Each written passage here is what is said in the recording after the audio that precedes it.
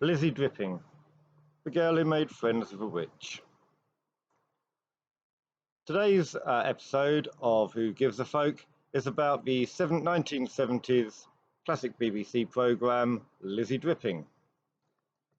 It was released in two seasons, one series in 1973 consisting of 4 episodes, and a follow-up season the following year consisting of 5 episodes. It started as part of the Jackanory franchise, but the single story was so popular it became a full series. The original seems to have been one of those wonderfully lost tapes that the BBC managed to wipe, but fortunately versions of the main series still survive. They're not in the best of condition, but at least they are now available. I think they're available on YouTube. You can of course get them on this DVD, and they are a really good example of 70s children's TV programme. Now, the essence is that Lizzie Dripping, that's not her real name.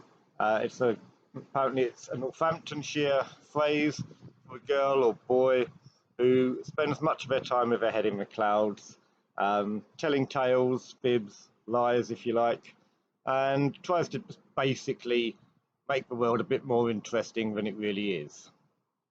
Something I'm sure a lot of us can identify with. I actually remember seeing this series when I was growing up. In my mind, it was on a lot more than it obviously was, but it always stuck with me, and I was really glad to get the chance to see it again on DVD. And it does hold up. It's still an enjoyable watch. It's not dramatic. It's very gentle, but the witch in it is brilliant. It's a real encapsulation of the children's image of a witch, especially in the 70s. She's not a clean witch, she's mucky, she's got cobwebs, grave dust on her. It is a really good portrayal, and she cackles well. She's looks like your Wizard of Oz witch, gone a bit dusty. So yeah, it's a good portrayal of a witch. Tina Heath plays Lizzie Dripping, and obviously she went on later to be a Blue Peter presenter, but in this she plays a 12-year-old even though she's 20, and it actually works. Some of the best elements of this are when her own inner monologue. So you see the acting, you see the dialogue, but then there's these commentaries going on in her mind about what she thinks. It's all done in a northern accent, which is quite rare for the BBC in those days. And they are they are really good observations, really good, funny comments, which you can imagine kids saying. It's the fact that they allowed that to be shown to kids is quite amusing. But the basic story is Lizzie finds a witch in her local graveyard. Only Lizzie can see her. She's not a particularly helpful witch, but it's fun. It's never quite resolved whether Lizzie really meets a witch or if it's just a figment of her imagination.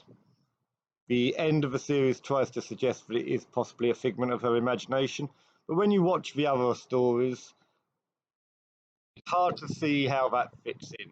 Having watched it again, I'm coming down on the side that actually no, the witch was real, because there are parts of the stories where the witch does things that Lizzie's not aware of. So 9 little stories, about 25 minutes long each, very rural, set in a little village called Little Hemlock, and all the classic parts of a village are there. Now you've got the school teacher, you've got the shop, pop off to the shops to get some butter. It's that small village life that was still there in the 70s, is really being lost now, and that does create a kind of nostalgia, a kind of reminiscence of the past. It's very well portrayed. They don't hold back on the annoying characters like her aunt, always holier than thou, a bit puritanical, and you hear exactly what Lizzie thinks of her through the monologue. So just a really nice series. some nice rural settings. There's one that's set largely on a pond or a lake, and nothing major happens in them. It's just everyday life with a witch. So it's enjoyable, it's funny, it's a nice portrayal of village life, and although the witch doesn't really carry out some huge story arcs, each story is just self-contained within itself. It's funny, it's just a good program. So it was written by Helen Cresswell, who went on to do a number of other children's programs, including, I think, Moondial, which is another really good 70s, possibly 80s TV series. And it's odd that it never really made a comeback, but it never really got followed up. There was a 1992, I think, Jack and Ori story following on from the adventures of Lizzie Dripping. But it just seems to be one of those franchises that could have been expanded on, wasn't, and is now just, sort of locked away in a few of our memories. Worth digging out again. Worth what? If you've got kids, they'll probably love it. If you haven't got kids, you'll probably love it. Go find it. Lizzie Dripping. Till next time, take care. See you soon.